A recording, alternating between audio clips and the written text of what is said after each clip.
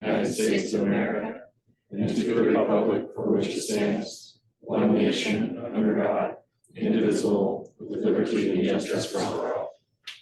Thank you. All right, we'll move on to the approval of the agenda. Do we have any comments or questions, any updates, changes? I have none.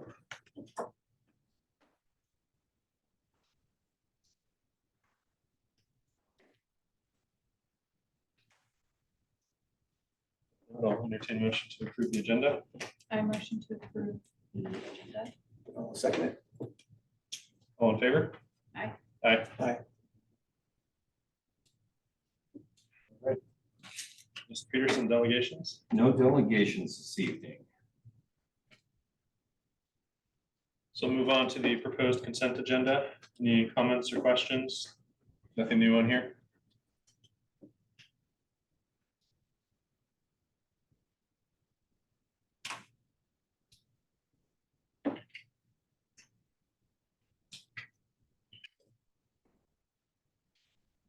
Any motion for that one as well? I'll move to post consent agenda. I will second to approve the proposed consent agenda. All right, all in favor? Aye. Aye. Aye. All right, on to public comments. You want to plan? All right, let me give my little spiel, but I just didn't want to say it without anyone actually going to be here. So feel free to come on up. First, board welcomes input from the community. Please follow the public comment procedure by stating your name at the podium. When recognized by the chair, each person is allowed 3 minutes to speak. In accordance with the Open Public Meetings Act, the board is not allowed to discuss items not on the agenda. The board will direct the superintendent to follow up on any items that arise during the public comment as appropriate. The board will not allow complaints against individual staff members or students in open session unless that individual is requested in open public hearing. In other words, no student or employee names can be used. Please go ahead. I'm Ty Early, and I'm the elementary PE teacher. I just kind of wanted to talk about my current situation. So back on April 23rd, we had a switch in our special schedule, meaning that kindergarten and another grade switched times. So that kindergarten class came right after they had recess. We were doing a scooter activity that week, and they came in, you know, sweaty and hot and flustered. They're 5 and 6 year olds, and their schedule had just changed. So they were kind of not their normal self. So I just had them rest for the first 10 to 15 minutes before we did the activity. Then we do the activity, it all goes well. After school that day, one of my bosses asked what happened in kindergarten. At a different time, but I mean, nobody got hurt or anything. Kids weren't crying. She's like, well, I heard from a parent that kids were resting or laying down in there, and she's complaining about that. So I explained to her why they did that. It's because it came right after recess. Throwing them on scooters immediately is probably going to be a bad idea. She tells me that, okay, that makes sense. I mean, I would probably have done the same thing, and goes about the rest of her day. I figured I'm gonna go talk to that parent and say, here's why. And he's a PE teacher and he chose to do it this way. And if you have a problem with that, get your PE credentials, be a PE teacher, do it how you want to do it. I don't hear anything the rest of that day or the next day. Thursday morning comes, come into my room. So we've been going to bat for you, trying to protect you. This parent is not stopping. This, that, and the other. They're making these claims. There may be another parent involved too. It's a small district, so all the kids and all the parents, I see all those kids. I see them all. They've been on our case, just hounding us, and I had heard nothing since Tuesday. Then that one talk, I thought it was just over. I find out, well, now I am going to have a para in my class with me for the remainder of the year. In case any other parent complains about something that I'm doing, there'll be another set of adult eyes in there to back me up, which I didn't think I was necessary. I thought that my word and telling the story and that it was all good. And so I was a little bit, I felt like it was just like in the dark. It came out of nowhere. I had no idea. I hadn't been asked, hey, do you want to talk to this parent or these parents with us? Or we're talking to these parents today and we're going to come up with some different ways to handle this situation. Sorry to cut you off. We're gonna have to wrap up. It's 3 minutes, but yeah, either one sentence or. Yeah, so, I mean, I feel like if it was to protect me, what do I need protection from? And if this is the answer, why can't I have a full-time para moving forward? Because our district's not getting any bigger. So if this is how we solve this problem over a simple claim that turned huge, why would I not be able to have a para with me full-time as long as I'm in this district? Thank you. Yeah. We'll follow up. Thank you. Any other public comments? My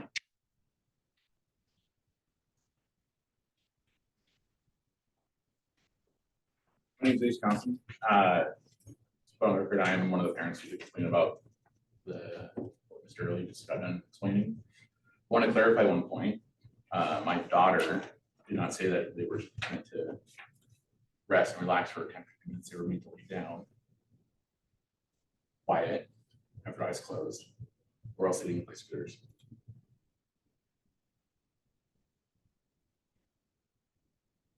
When you have a single adult in a classroom of 5 and 6 year olds, having them all lay down, take a nap, I don't care if it's up for recess.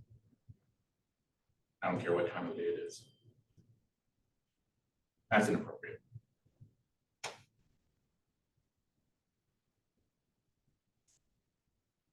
If I've said this to staff members, I've said this to other people, if I had anything remotely like that at my work or my vocation, I wouldn't get the luxury of being protected by anyone. I just want to make sure that the record is straight, that they weren't made to take a break after recess. They were made to take a nap. They were told to have their eyes closed. They were told to be quiet. No one was to make a sound. Otherwise, it couldn't ride scooters. And can be.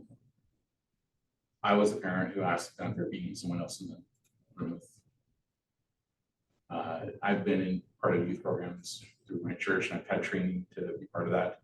And every part of the training states that there needs to be 2 adults for any activity with any age of children, especially when it's physical activity, or especially when someone's asking 5 and 6 year olds to take a nap. I don't have any further. Thank you.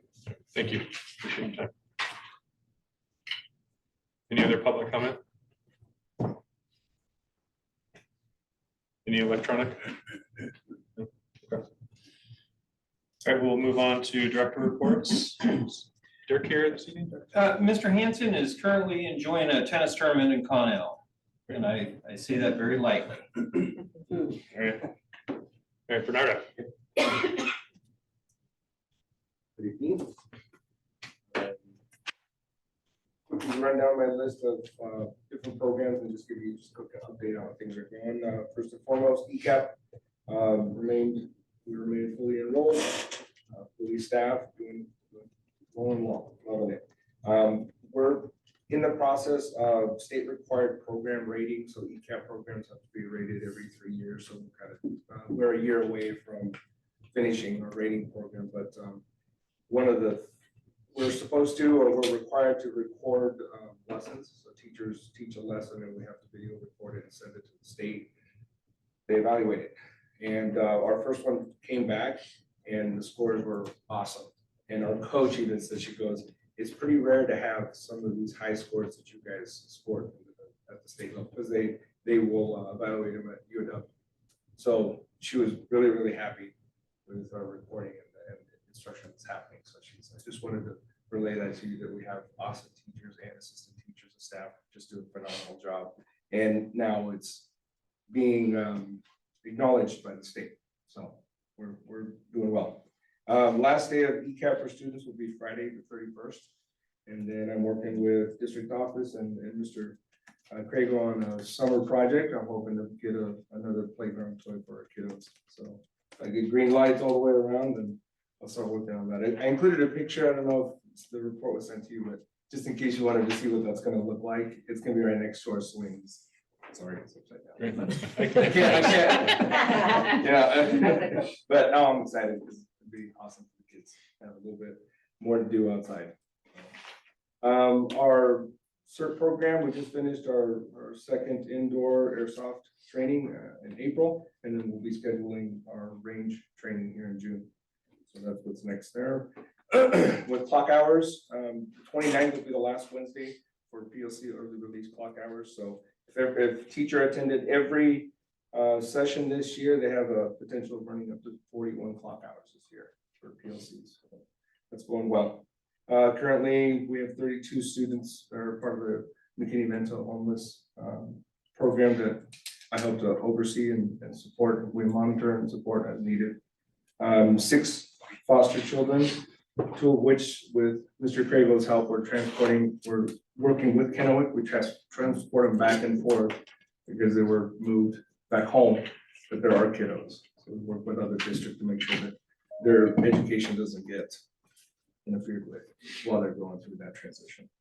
Other than that, kudos to Pastor Larry Howe and his wife Jeannie during the sunrise Easter service that we have at the high school every year. They always spearhead a collection that goes to Heather Pantry, and they did that again this year. They're awesome. Love them. No. Any questions? Thank you so much. I feel the need to interject one thing that he left off of his report was the fine job that the ECAP staff are doing is also reflected in our ECAP director's leadership. So, Thank you. Yep. All right, Reed.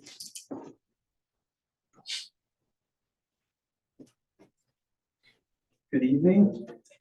I'll try to summarize most of what I have for all the groups I'm working with. Near the end of school kind of opens up a time where we kind of delve in and open up more things that need repair and maintenance. So in my time here so far, we've been able to make some assessments on some things that we can immediately do to improve facilities and grounds. So some of those things are going to be some field repairs, sprinkler valves that are getting stuck, broken, things like that, so we can properly maintain the water that's being distributed on our fields and grass. The stadium, preparing for graduation, making sure the facility is clean, tidy, looks good, and is a good presentation for the community. With grounds, we're also going to be doing some soil testing to assess what is being affected from the water that's being put on the ground, so we can better identify pH levels and things. So we're actually using less applications of products on it in order to get better results. So we might end up actually spending less money and get better results with what we're putting on the ground. That'll be good. As far as maintenance and custodial goes, we do have an emphasis and need for some exterior building repairs, paint, pieces of walls that are falling or broken outside as far as exterior coatings. So we'll be doing some of those repairs during the summer, as well as a complete assessment of all our mechanical systems to identify end of life and how much life we can get out of them. So there's some time invested in doing that. Transportation wise, pretty normal vehicle routine maintenances that can be done while we're not having to run every bus every day, multiple times a day. We did receive the 2 standard fleet buses. They're in operation now, working great. There's some safety features they have on them that are a great improvement. One of which is they have a camera that actually is on the stop paddle. So the issue where vehicles periodically, especially in the mornings, it seems to be pretty prevalent where a vehicle may blow by a stop paddle on a bus. So being able to actually have a picture or an image of whom that might have been, so that proper law enforcement can have a conversation with them. So I think a good idea, and I'm grateful for that. We're also assessing future repairs versus replacement on several of our standard passenger vehicles. They may be in need of some repairs versus we have to assess that too. Is it just time to update them at some point in the future? And last but not least, since I've started here, I've been gathering a lot of data as far as equipment, square footage, fixtures, just about anything from our blueprints that we have of our facilities and grounds, and entering them into a new work order management software. And so through the summer, slowly getting our staff dialed into what that looks like and how it operates. So by beginning of next school year, we can have an effective training with staff of how that works. The benefits of that will be, A, we can track requests people turn in, very much like IT, where someone says, hey, this is broken, please fix it. We can actually identify how long it took to fix that, who fixed it, what happened, the story behind it. And then also on the financial side, being able to identify what our challenges are and maybe our key performance indicators so that we can, again, better assess, is it time to overhaul something, replace something in the near future, or do we want to continue to repair it because it makes more sense to do that? Do you have a lot of history with those assets, or is it going to be starting going forward? We have some, we do have some, that's good. I do give a big compliment to several of our maintenance staff for doing what they could with what they have and being able to keep records. And so we can enter that data into that system as well, so that we can forecast appropriately. So all good things. I'm pretty excited for the summer and starting next school year to kind of have that page to see what that looks like, and probably reports moving forward, I'll be able to provide some data of what that looks like. Any other questions I can answer? All right, thank you. Thank you. Appreciate it. All right, Jennifer?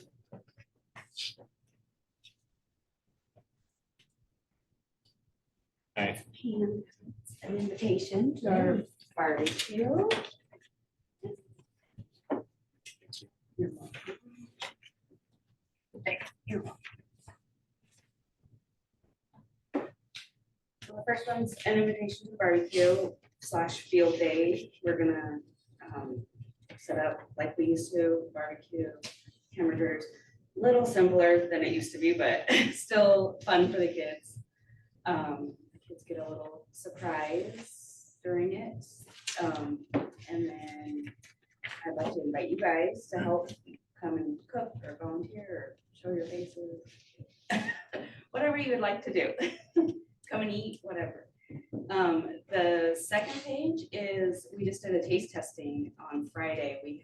It's a Fresh Start farm in Pasco, brought some microgreens out for the kids to try. It's part of our farm to school grant. We paid for it through that. And then Josie and Joanna from the ESD came out and served it and made up the paperwork and everything for us. And the kids enjoyed it. They loved it. I wasn't too sure how they would take it, but they seemed to like it. They got to vote on it and they want it back. So The kids liked the greens. the kids loved them, or they said I don't know how, they were excited about the whole process, but they voted and more loved it than not. So I'm gonna start purchasing those and putting them on our salad bar. Great. And then there's a little information sheet about all of them. Any questions? Are you gonna have some microgreens at the barbecue? Possibly. I'm curious. Burger toppings? Go on the hamburgers. I'll have to get a hold of her and see which ones are the best for the hamburgers. Put them on there, that would be good. Thank you. Thank you. All right, David. And before David gets started, I wanted to say congratulations to our newly minted permanent director of food service, Jamie Swart.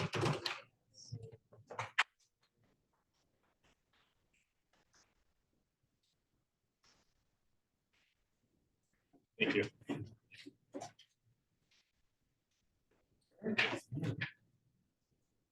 Hello, everyone. Okay, so since last time we met in February, we closed 458 tickets. That's plus few to more closed today, but I forgot to add it, so 460. We do still have a pretty high ticket count, but that's just broken laptops we're working out. Right now, our goal is to just get down our tickets so we can go ahead and prepare for summer projects. So some of the things that we've been working on since we last met, the Land School Student Monitoring Software, it's off the ground, it's running. It's in the high school and middle school.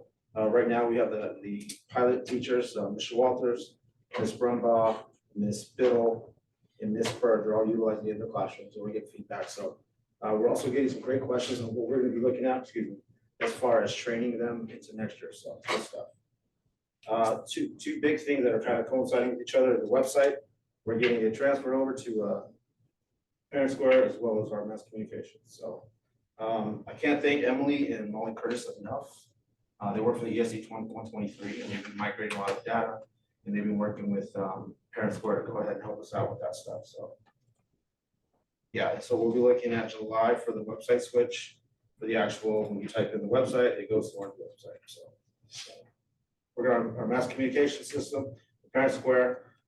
We've already sent out some communication to staff just to let them know what's coming and in the community, things like that. We're going to obviously ramp it up more in the summer. We're going to be having our initial training with administrators on Wednesday, just to kind of go over what it looks like. They're going to get a refresh. They're going to get basic look at it now, and then that way in August and in July, they'll get more training. So that way they're more comfortable.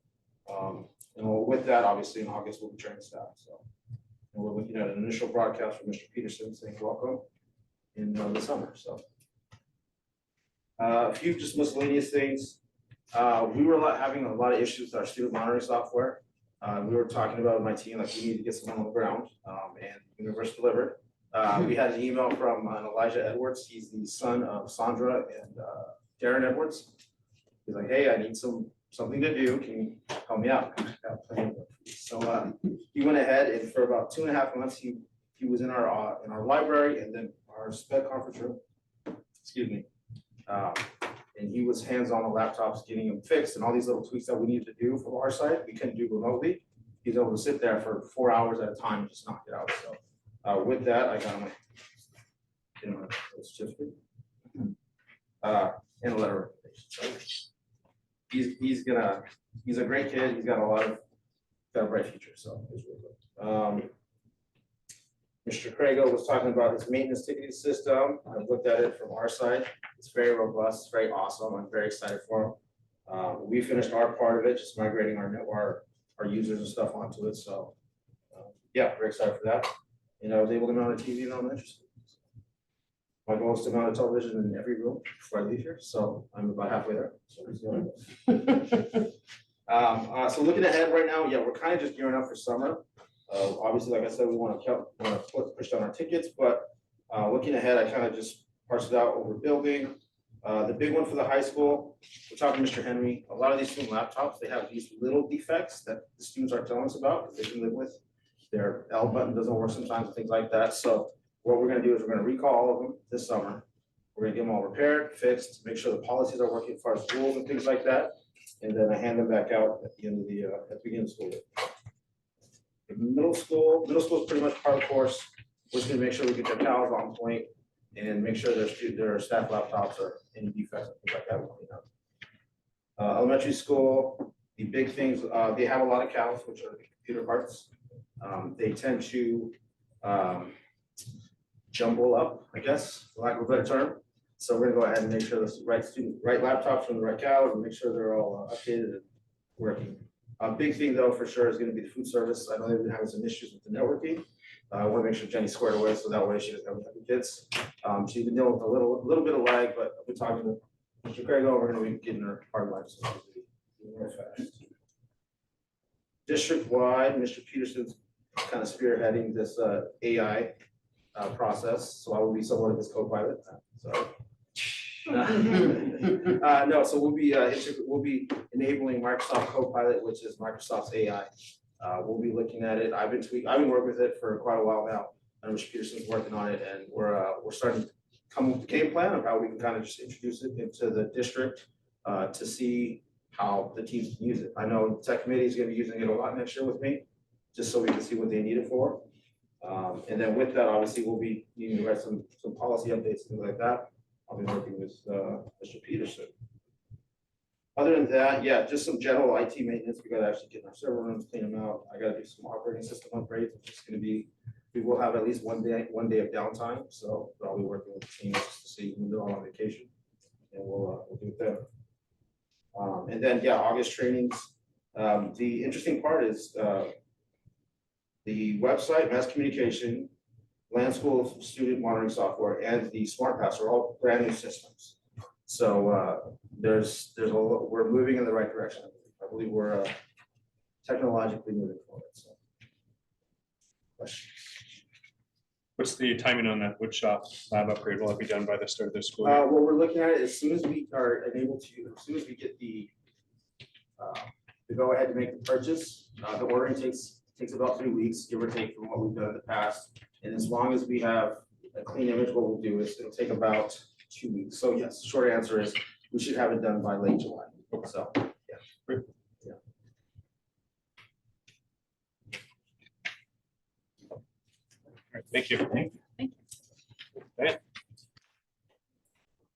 I reports on the blue. I'm gonna start out with school language. First of all, just thank you for attending that 2-hour work session in February where we reviewed the dual language framework.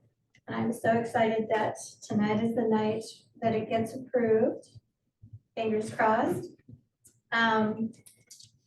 You know, we've been working on this for 2 years, and I just have to share that the consultant, Catherine Carrison, who's worked with us for these 2 years to build the framework, was very impressed with our district, that we had 2 board members that consistently attended all of our meetings, and that was Rick and Julie. So she over and over said how she shared that out to everyone, that we really had showed commitment for that framework. Our elementary dual language team this year, there is a dual language institute happening in Washington State. And so we're gonna direct our professional development funds to attending that. It's gonna be in Vancouver in August. And since it's in Washington, we're able to take a larger team. And it's really going to be focusing on, focusing on how to plan for dual language, and then also by bringing a team, we'll have at least 2 hours every day of those 3 days to work as a team and make our plan for our district at the elementary. We did find out Grandview is starting their dual language program. They've had dual language several years and then stopped, and now they're starting up again. They're gonna have their community meeting on May 21st. And so I've asked if I can go and take a few people so we can observe and see how that's presented to the community. So we get an idea of what to plan, how to plan for that. This coming year, remember, we're not gonna start dual language, not this coming year, but the following year. So this coming year is our year to plan with our community, to introduce it to them. And so I was excited to find out that we can go somewhere close and observe how they're presenting that to their community. Part of the dual language framework is we're needing to get dual language advisory, which half of it has to be parents. So we'll have 4 parents, 4 staff, and we're required to do 1 meeting prior to the end of the school year, because I have to have that inclusive in our grant. And so we'll be looking through that, introducing them to the framework. For migrant education, we had a spring resource fair in March, which was well attended. We had over 250 people there, were fed. We had probably 25 community resources available. We had our migrant education leadership team planned activities for the students. We had, is it called Harvest?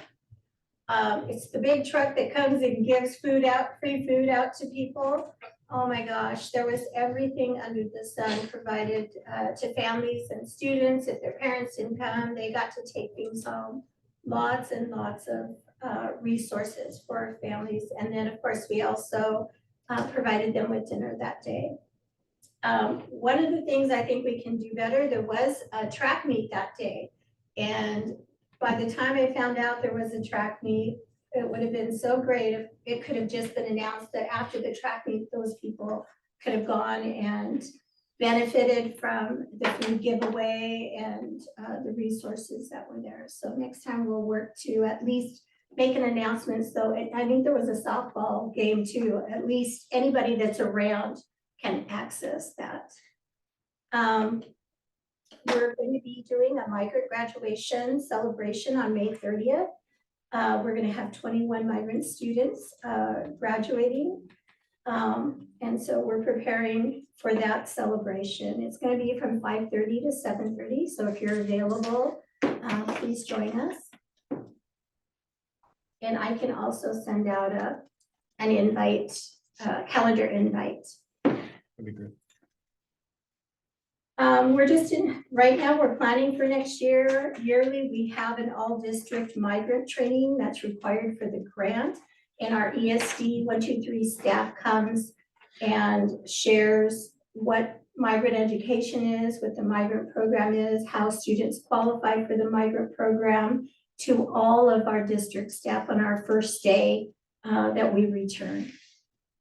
And then the Migrant Education OSPI office offers regional training each year for staff who are paid through migrant education.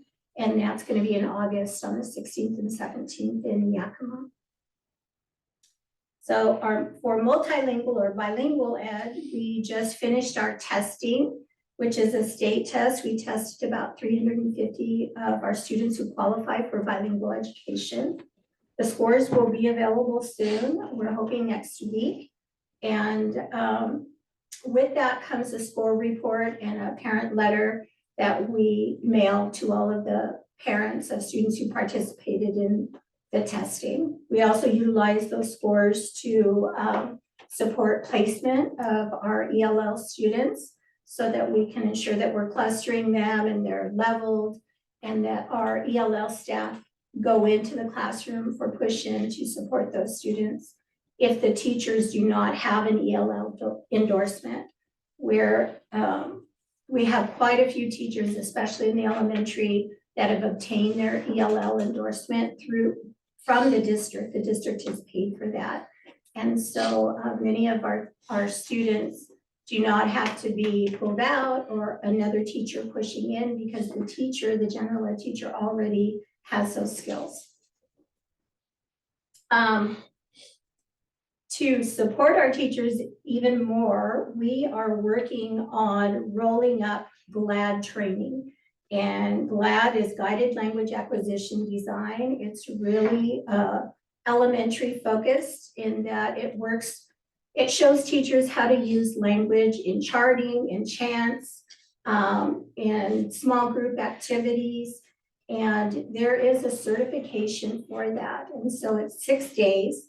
2 days are theory, and then there's 4 days of practicum where whoever is providing the training, they have at ESD 105 in Yakima is where we'll be going for the training.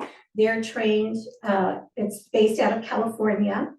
And our teachers, once they go through those 6 days, they will be certified GLAD teachers, not trainers, but GLAD teachers to utilize that training. So we're starting with kindergarten and Lisa will be attending the 2-day theory class. So she's learning about the background foundation of that strategy and skill. For our middle school, I wanted to announce we did have one teacher this year obtain his ELL endorsement, and that was Anthony Zarazua. So at the elementary school, we now have 2 staff that have their ELL endorsement. So when students are assigned to his class for English, he is certified ELL, so that will count as those students' ELL services. Not to say we're not going to be providing any more training, but he has 24 credits in ELL endorsement, And so that supports those students being served in his class. I'll be working, Pete and I will be working with the principals for our 24-25 professional development plan, which includes English language development and what that will look like for next school year. We've planned an August date from that first in-service days, our October in-service day and our March in-service days are the dates that we usually gear for that English language development, professional development. So we have a good chunk of time. Instead of doing it 1 hour on a Wednesday, one time a month, we have found that if we concentrated on those days, teachers appreciate it more and they get more context to learning about ELD strategies.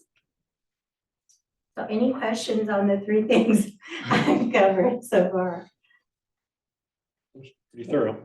The last one is special education, and right now we are working on transitions. So our students that are transitioning from 5th to 6th grade, from 8th to 9th grade, from preschool to kindergarten, that have an IEP or a 504, those teachers from both of those ages, principals and counselors get together and talk about what that transition is going to look like, what are the needs of those students. Parents are also involved in those transition meetings. That way we're able to start the year off and there's no questions. We'll be including transportation in the event that we have some special transportation needs. Again, just to share that we always have our speech and school psychologist postings open. Our goal is to get in-person staff. When we don't have any applicants, then we go to contracting. And when we contract, our goal is to get in-person contracted staff. And so we do well with our occupational therapist. Our 0.5 school psychologist is returning in person. It's in speech therapy that it is very hard to find in-person speech therapy. Right now, we still have the positions open. We'll be looking to finalize our contracts and we'll most likely go with who we've had the past 3 years, which is, it's kind of a hybrid. They're teletherapists, but they also come on campus 1 week a month to check on students. And then we have 2 special education openings at the elementary. One is our resource teacher, preschool through grade 2, and then our elementary life skills. And so those are very, very important positions. And I'm thinking we'll get some good candidates. There's quite a few graduates out there coming out with special ed endorsements. So let's hope for the best. Thank you. All right, moving on to new business, the CTE 4-year plan, Mr. Peterson. Yeah, thank you, Mr. Skipper. I think you probably noticed Keely Gant was here earlier. And we went ahead and released her. She's got a sinus infection, double ear infection. So, yeah, we just went ahead because we provided the board with the PowerPoint, which highlighted some of the achievements in the past year in our CTE program, as well as some areas of focus moving forward. And then the CTE 4-year plan, which much like the work that Drew does with around budgets, it's a projection and it gets updated on a yearly basis. So while sometimes it's hard to say for sure that something's going to happen in the 4th year, you can at least see the time frame and how things are moving towards certain goals. A couple years in, sometimes you'll make adjustments back and forth, but for the most part, she's included each of the CT areas that we have here at Kybe High School. And of special note, one of our areas of focus for next year And I know Mona is in the process right now of finalizing the posting. We're gonna hire our middle school CTE teacher, and we'll have our career exploration up and going for next year for 7th grade. So very excited about that.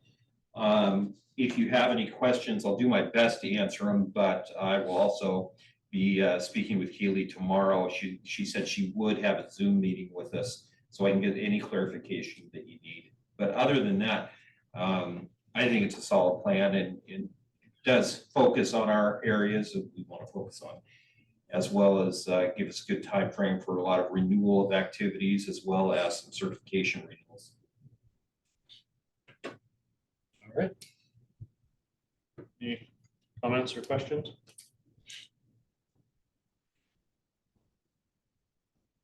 Go ahead, entertain a motion for the CET plan.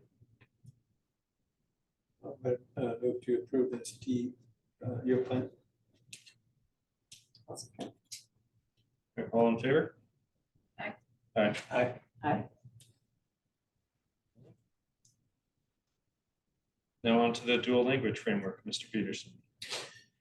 And I don't want to steal any thunder. I think it's already been shared. This is hopefully a finalization of 2 years of hard work, especially for Ms. Zavala. But this has been, as long as I have been here, this is my 6th year, we've been talking dual language, and we had our break during COVID. All started back with Mr. Lloyd before I got here. So this really is a culmination of a lot of hard work. But basically, approval of the plan this evening gives us the green light then to go up to our next phase of planning, which Diane's already said is going to involve some community meeting and making a solid plan for rollout in 25-26. Seems weird to say.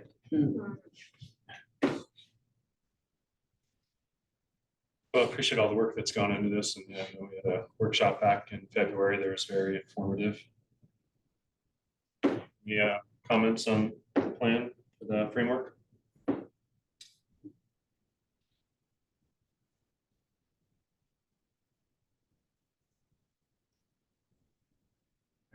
I will move to approve the dual language framework.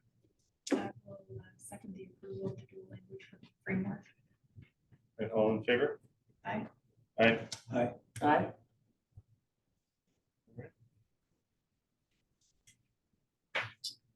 All right, on to policy 5161, Mr. Peterson, civility in the workplace. Yeah, thank you again, Mr. Skipper. Policy 5161, civility in the workplace. This is a first reading. And of course, this comes out of our last discussion when we had a quick rundown of student bullying and harassment, as well as staff-to-staff bullying and harassment. And so this is the policy that I referenced. And one of the great points that Mona brought up today in a conversation was the fact that this is not a replacement of policy 5250, which is our general rules of conduct. This is meant to reinforce more specifically conduct for all of our stakeholders, from board of directors all the way down to visitors, with expectations around behaviors and how we're going to do business with each other. I think it is a good first step, but it is just that, a first step, because I think we will obviously have follow-up within our safe schools. We'll make some adjustments there that our employees all complete every year, as well as some community information and reminders. So just a first reading tonight. Well, appreciate we've taken some action on that. Certainly very important. Any comments or questions?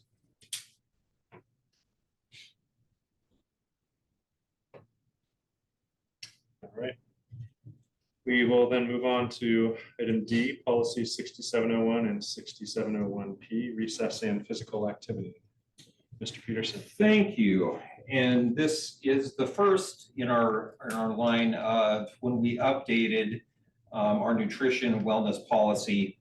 One of the comments I had made at the time, and Gina was quick to point out that there were other policies that referenced, that were referenced in that broad policy. These are some of the first.